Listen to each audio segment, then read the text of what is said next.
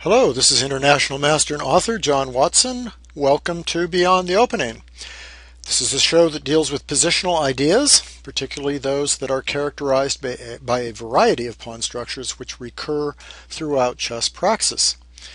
The pawn structure is the biggest determinant of the positional and tactical motifs in the position, as well as where your pieces are probably best placed for attack and defense. So having said that, let's get started. This will be my final lecture on pawn chains. Last week we saw some nice wins by white in the advanced French defense. And in general, these happened when black chose not to try to directly break down white's center. This week I'll start with a radical decimation of the center and then move on to positions in which white voluntarily gives up the center to establish outposts. Finally, I'm going to take a quick look at an off-center pawn chain position. Okay, the game in front of you is between Movsesian and M. Gurevich. It is an advanced French defense, and again, not too theoretical, but I think instructive. So here's the advanced French. There's the pawn chain. We've seen these moves. And this time we haven't seen that move, but it's just another way of playing once the pawn chain is established. So white simply develops in very classical ways, and this time black decides not to bring the queen out. He brings the knight out first to attack the center, and white defends the center. So these pawns are very solid and very stable, and things are probably white's pretty content with this kind of position. It's pretty well known. And black decides to attack directly. So white does something that he did last time. He wants to advance the pawn, and he wants to kick the knight away, and he may want to move this rook up into play. We've seen that a couple of times. But this time we see black fight back immediately against the center with no delay. We saw what happened last week when black let white consolidate. So white continues with his plan to drive away the knight. Now if white plays, let's just see what would happen if white played, for example, this, sort of a natural move. But notice how those pawns now protect all of the inroad squares for white's pieces. And black has an extra center pawn. But let's just see how that would go. Let's see if there's anything, maybe this move, because the b pawn can't really be taken. Here, here, here, something like this. And really this is very comfortable for black. White has no really inroads. Black can castle on the queen side, most likely. But even he'd actually be pretty safe on the king side, too. And the move e5 probably can't be stopped forever. There's also moves like knight e4. Maybe black's even a little better already. But in any case, black has no real problems. So let's see what happens in the game instead. In the game, white plays the most critical move, the one intended. And now black could simply retreat. But he insists upon winning the center with a really marvelous move. There. And this is actually a typical sacrifice in various French defenses. I think we saw one before with the Anand Shirov game a couple of weeks ago, where you win two big central pawns for a piece. So you get some activity. A lot of times you try to go after the king a little bit, but the main point is you get these huge center pawns, which helps you develop quickly, which puts pressure on the other player. Of course, it's an entire piece, so let's just see what happens here. Maybe it's worth seeing what would happen if he took the other way. There are a couple ways to do this, actually. One way is just simply take that center, get the bishop on a nice long diagonal, and, for example, just kind of aim all the pieces over at the king side. Maybe even here to get a little extra tempo, and here to get that file. See, white's a little bit negatively developed here, and he can't really move the bishop without moving this pawn first. So a position like this, black's going to play like this, and that's tough. It's going to be hard to stop, and those pawns are going to get very strong. Whether he actually has an advantage, I'm not sure, but it certainly seems like a reasonable reasonable way to play. Okay, so in the game, white captures it that way, and black takes the pawn with the knight. So it's a little bit different. And again, the whole idea is to advance these pawns forward and get free piece play. So white's a pawn up. He tries to, this pawn was attacked anyway, and it's a bit of a bob. That pawn's not doing much anyway, so he tries to use it to break up black's position. Black just develops.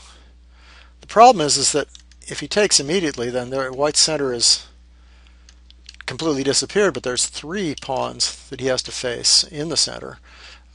So maybe that's not so easy. As a matter of fact, it might even be better to take this first, come to think of it, because you're winning a pawn, aren't you? Yeah, and then go check, and then take back. Now you have 3 pawns, all passed. So you can imagine this is definitely not what white wants. Excuse me. See if I can get back to the game here. There we go. Okay, so instead white isn't insane, plays here.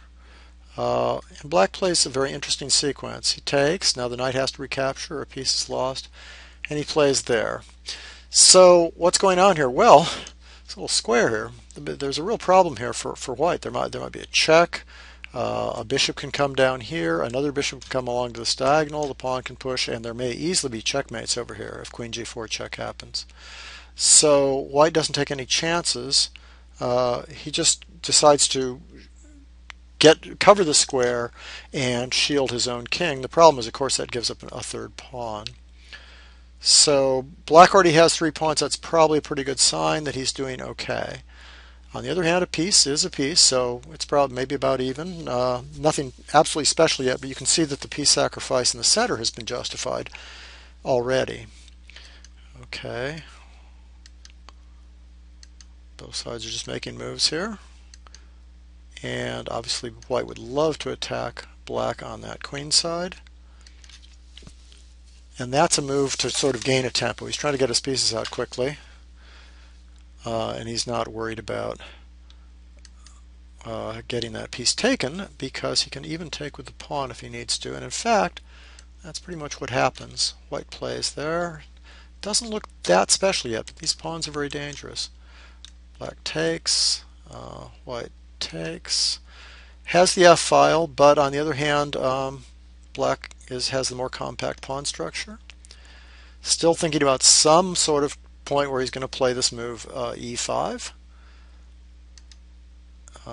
check, and finally there's e5. Okay, so white decides to grab a pawn, and that's really a mistake, because now black starts pushing through in the center with those strong central pawns. Now white retreats the bishop. The problem is, if he takes this pawn, he's getting in too much trouble on the h-file here, and for example here and here, attacking the bishop. There's real problems down in the center and on the file here, just here. This kind of position is really awful because that bishop will never get out. He's just going to double rooks here. There's just too much going on, too much pressure. So in the game, white tries this instead to centralize the bishop. But black still has threatening rook h3, so things are really getting tough here. He takes, and that looks bad, but the problem is if he plays this now, he's losing directly on the h-file because of this move, which is really just a little too much. And this kind of thing, and that's threatening mate. So at this point, a really good move is this, just threatening queen g4 check ideas. So that's a simple way to win, and it's just too much attack on the file, as you can imagine. So he plays that move instead, but of course that opens up the g file too, so that can be other kinds of problems. Okay, there he's just trying to get out of the way and attack the. There we go. Okay. And now the rook h3 move we talked about comes. Attacking the bishop. Doubling. You can see that anybody would want to be black here because this is winning. The game ended with that move. There's just not much to do. There. And now this move. And there's no way out because the rook is hanging. So he can't play rook f2. So he plays king over here, and now Queen e4 check is coming, so black resigns. It might be quickly worthwhile to zoom back and look over the opening again to see how that happened. Instead of leaving the pawns intact on d4 and e5 as we've seen before, black chose the radical path of absolutely destroying the center. And that's really what went wrong for white. This is not necessarily a lost position, but black at least got the 3 pawns and a beautiful center. So, and after that it was just sort of more of a matter of tactics. There, once that pawn's pushed up, it's getting very difficult, and then this was just a mistake. But without that move, he was in trouble anyway. So just to show you, absolute radical destruction of the center. This game is Nimzowitsch Salva, which is one of the most famous games in the chess books throughout the ages, actually. It still appears all the time. And it's really a whole different approach by white. This time, he decides he doesn't want to suffer having his center broken up, so he's going to break it up on his own terms. So we've seen this position before. White makes a rather aggressive move. Now usually, just for the record, black will take this pawn first and then play here. Simply to avoid what happens, although what happens is not necessarily horrible. What happens is the rather ingenious plan of taking on that square and simply castling. So he's given up the important d4 pawn in order to gain time to focus on e5 is the main point. You'll see how that works. And he'll still focus on d4, but especially on e5. He doesn't want that to get destroyed. Not that point he doesn't want to get destroyed. But black plays consistently. Black simply goes ahead and attacks it. We've seen this before. Attack the base, then attack the center. The problem is that white's specific reply here drives black's pieces back. So more likely, this is a somewhat better move, stopping b4, which is what hurt him in the game. Then a game that's worth taking a quick look at between Kaidanov and Sweden went like this, and here, just holding on to the e5 point. Everything came off here and here. Now that has a little threat here. It has the threat of bishop takes pawn check, rook takes, queen takes check, king takes, and knight g4 check followed by knight e5. So there is a little threat involved there. So white here brings the knight up, prevents that because it protects the queen on e5. Black castles. You've seen this kind of position before. Pressure down here, pressure down here. White retreats. Probably not the best move. He could have maybe played something like bishop e3. And the problem with retreating is because black could have played this move. He didn't. But again, contesting that square. You just keep contesting that square. And it's a very aggressive knight. It's very hard now to stop black's threat. What happened is white played here, not a very good move, and black played here. But if you look at it, it was hard to prevent that with any other move, prevent that knight f2 move. And the way that would be something like this, and then black would play here and simply start attacking in the center. And black's going to win back his material and have better activity also. So let's just return to the game here. And by the way, okay, so he played f6, and we looked at a5 just now. I should say that you shouldn't play there. Does everybody see why? That horrible move. Okay, back to the game. Here we go. He attacks, and he drives that bishop away, and that ends up making a huge difference for a couple reasons. Now he's just simply going to overprotect that point, or what's called overprotection. In this case, it's really just protection, even though he calls it overprotection, because the pawn was actually attacked. So, but the point is he wants to control that square. Okay, now white's center is gone.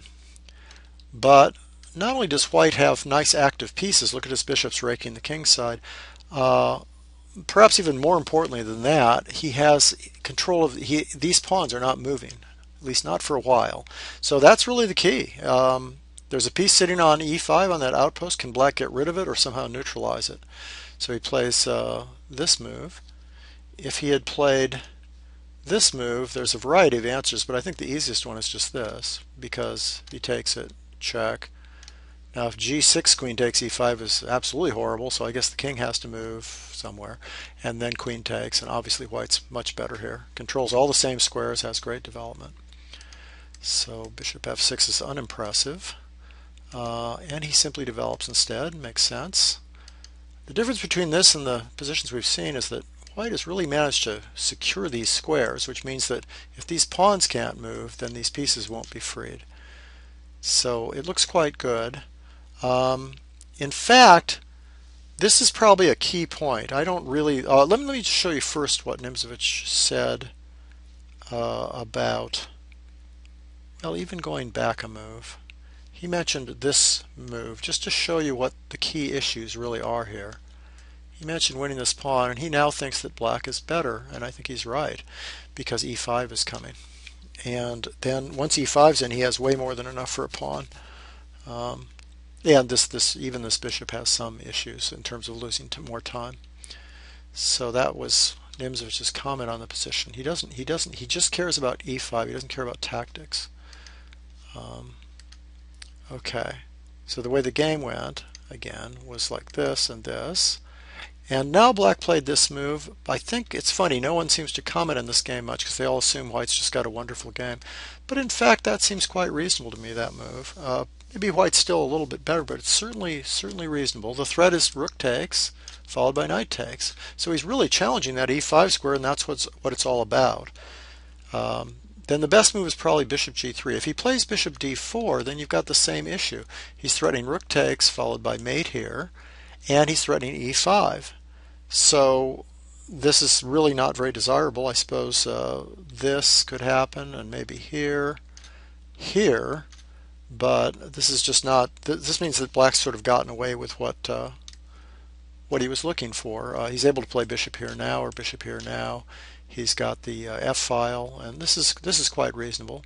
So much more likely, or much better, would be to play a move like bishop g3, which really covers these squares well.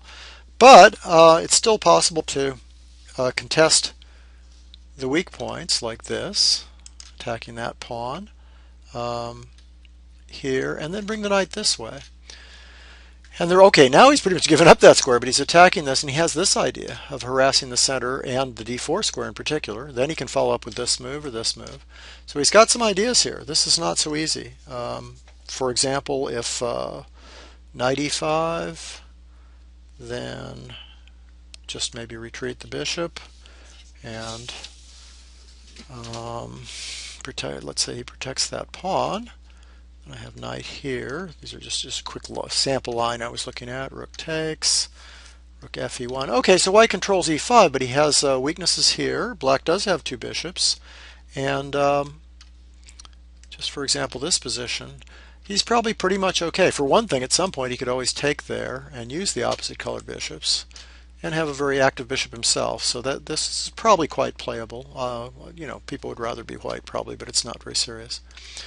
So going back to the game, what black plays instead is this move. And now, from now on, he really is in trouble because he can't seem to get past that d4 and e5 square. Okay, he goes back. That's a good move because it means he can now replace the outpost on, and he has outpost pieces on both squares now, d4 and e5. And black is just stuck. He's reduced to very passive play here. So let's see how this plays out. Wants even more pieces now, covering e5. Black despairs, but really at some point he has to do something. Okay, back again, and for one thing, this is attacked. The a7 pawn's attacked too, but he's not going to be distracted by that.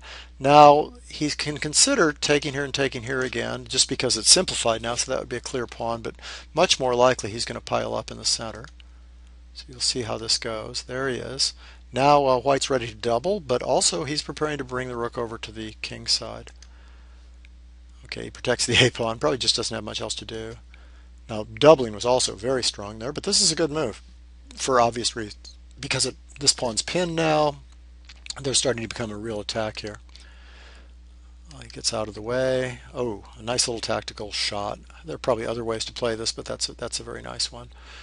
Black plays a sort of a counterattack. The problem is if he takes this, now you don't want to play here because then there's this clever move, cutting off the attack, and then if here, you can counterattack this way, which is quite reasonable.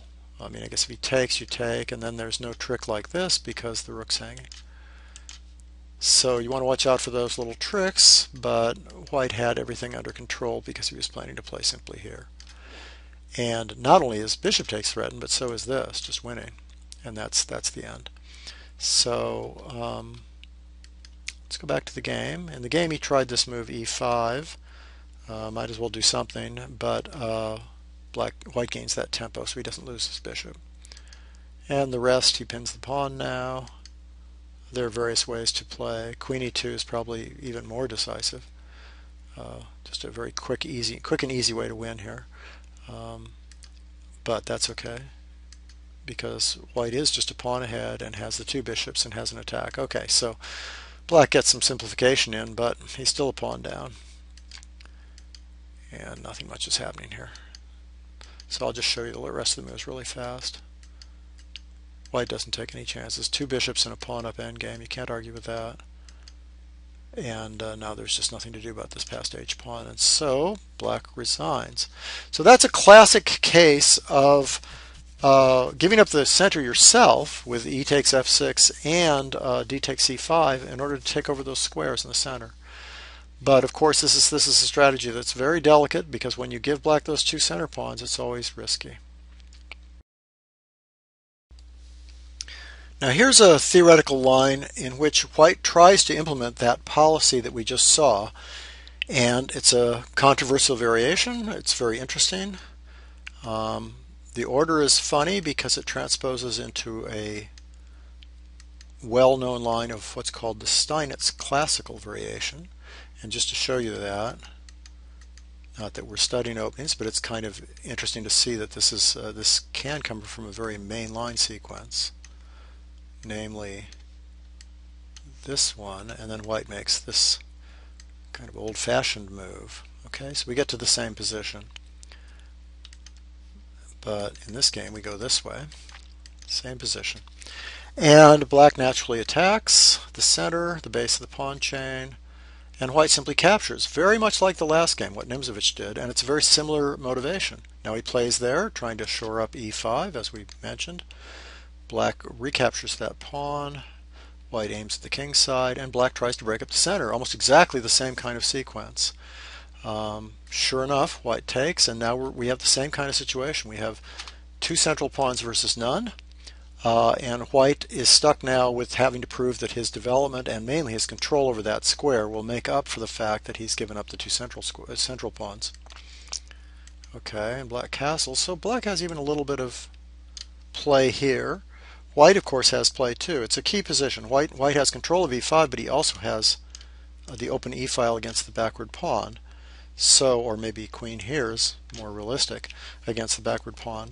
So it's an interesting position, but unlike Nimzowitsch-Selway, where black was really completely tied down, it's hard to prevent these pawns from eventually moving forward, and we'll see that.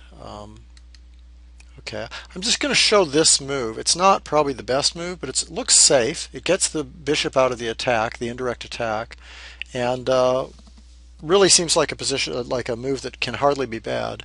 Let me just show you how this works. Just for the record, I think there are a number of other moves, but none of them are that spectacular for white. But it's a nice double-edged position.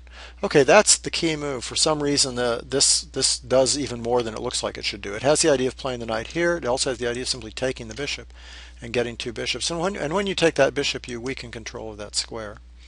Okay, but big deal. White goes there, and it seems like he's going to be pretty happy. Black goes here. He's thinking about pushing that pawn, maybe not quite yet. But all of a sudden, white has some problems. Also, this is a move that might come in. White has to figure out how to coordinate his pieces. So he tries this one. But, oh, and I should show you that this position, this move, is actually does win the e5 square, but the problem is now black has a dominant position in terms of pressure this way, pressure this way. The knight is in a beautiful position, and there's a huge threat of queen there. And there's just too many pieces around the king, so white's in some trouble there. Okay, back to the game. The game went like this, and white tried to reorganize by, now notice that the queen here looks bizarre, but it does protect that, and therefore when that move's made there's no threats on d5. Okay, so white's sort of combining these wild knight moves just in order to mess up black's development. And black protects his knight and also stops the move knight takes or bishop takes h7. And white simply shores up the center to some extent. Black goes ahead with his plan. And really, once black gets this in, it usually means some trouble for white. His attempts to make some sort of complications haven't really come to much. So he hopes to maybe get a little pressure there, moves like this perhaps. And black attacks the bishop, just playing very aggressively here. White attacks the rook, and finally black takes. The only other thing that white could have done is this, but then we see this monster knight on f4. That's worth seeing because it comes up in so many positions where a knight's really worth more than a rook. h6 is threatened immediately, and after the knight moves, queen h3 and various checkmates.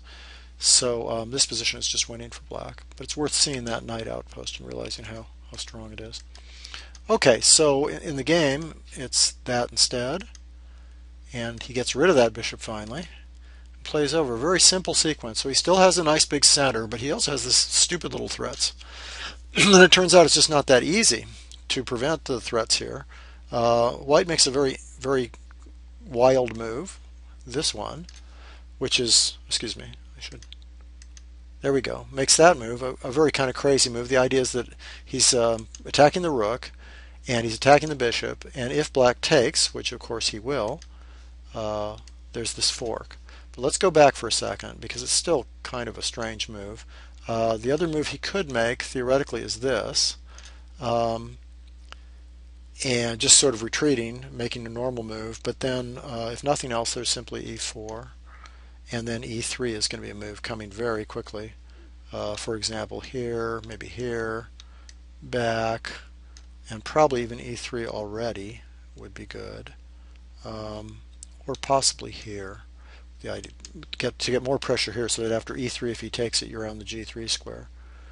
For example, play e3 anyway, because he can't really play here because of this. And you see the rook is attacking that square too. Anyway, you get the idea. Black's piece, the whole thing's just very active. It's too active for black. White hasn't gotten enough pieces into good play to defend the king side.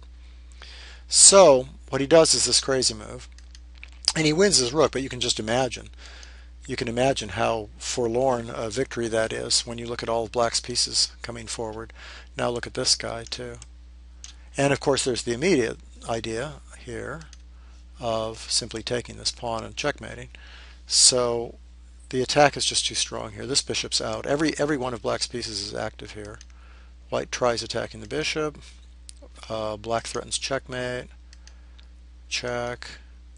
And then here, at least hoping that after rook takes, bishop takes, he's at least sort of hanging in there materially and has some chances.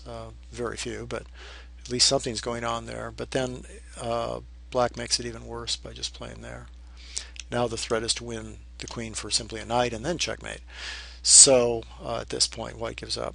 So that's a variation where the Nimzowitsch-Solway plan is tried for white. Now, white didn't play the best there, so it's not like you should just give up that variation, but it just shows that it's not so easy, usually, to try and get your pieces to blockade e5. And in that position, there's a lot of lines where black's able to break down the blockade and move his pawns. Okay. Finally, you'll see that there are other pawn chains that aren't so centrally oriented, which means that they often aren't very dangerous. Here's an example, Ernst Vernessen. The opening is a classical queen's gambit with ace6. You'll see this. So here's your queen's gambit. Not much of a pawn chain opening. And black plays this funny move. It's a Jekins old move that he used against Capablanca in the World Championship. So white sets up a pawn chain. A very unusual pawn chain, but black simply stops the pawn from advancing. If b6, he might advance c6. So now the question is, we have sort of a basic position, typical position. What do we do about this pawn chain? How does he attack it? Does he attack it at the head of the pawn chain with that kind of move, or at the base of the pawn chain with this kind of move, at least the base that's reachable? And I would say that this really just comes with experience and even specific analysis. In the game he played b6, but just for example, let's look at this move e5, which certainly makes a lot of sense. If white takes it, he comes back, and now white has a couple of moves, so let's just look at those. He can come back and just defend that. Black can attack the bishop. White really wants to save that. At this point, he probably would play bishop g4. There we go. And if he gets attacked, just come back. This happened in a game, and it was Spielman, Vaganian Spielman. Pretty even position Black just played here. He's going to put some knight on e6. So that's reasonable. So e5 in that case worked pretty well. It allowed you to get rid of that pawn, and the pawn chain died. But the pawn on e5 is pretty decent too. So maybe it's about even. What else could happen here? Instead of bishop f4, maybe he's better off just taking this. Now Black's attacking both of these, so that at least he'll get his pawn back. But let's take a little look at this. Attacking that pawn. You want to save that one. And now just castling. And after moves like this, white can get a little advantage with a move like that. So this is not an ideal situation for Black to play this e5 break, but it's not bad. You can just develop. You know, maybe, well, white's a little bit better. This pawn's a little shaky, and Black still hasn't. This bishop doesn't have anywhere to go yet, but it isn't much. Anyway, let's return to the main line. That's if you play e5. The main line of the game, he just simply plays b6, attacks the head of the pawn chain. And that works out pretty well because after that move, this is kind of the key, there's the point. Black doesn't want to be stuck with this backward pawn on c6. And it turns out he doesn't have to worry about being a pawn down because there's really no way to save it. I mean, for example, if white takes here, Black takes, white probably retreats that, Black takes, a little bit of pressure there, so maybe here, threatening takes and checkmate, and Black just plays here. And Black should be fine, very solid. He has the central majority. White's got nicer piece play, but Black's fine. Black plays here, maybe just brings that out. Certainly nothing to fear here. So let's go back and see what happens after c5 if he doesn't play d takes c5. Okay, here we go. So the game goes like this. He gets his pawn back, and nothing much is happening. He defends that b pawn. White retreats, and some pieces go off. And now it gets even worse. White decides to simplify, and if you look at it for a second, this is pure symmetry. So I'll show a few more moves, but this should be very drawish. And in fact, the game was drawn. I could go on for a while. Basically, everything went off pretty quickly. Okay, that's probably about enough, isn't it? Okay, so you can see that this was drawn soon. So the moral of the story is that it takes some experience in similar positions to find the best way to do this, whether to play e5 or b6. But every time, those are the moves you should consider. Those are your candidates. And maybe what we've seen in the main lines with pawns in the center will help a little bit with these pawn chains that are off to the side of the board. So that's it for the week. We've completed our discussion of pawn chains, finally. And next week I'll start something new. I'm really looking forward to it. Tune in then, and thanks for listening. This has been Beyond the Opening with John Watson.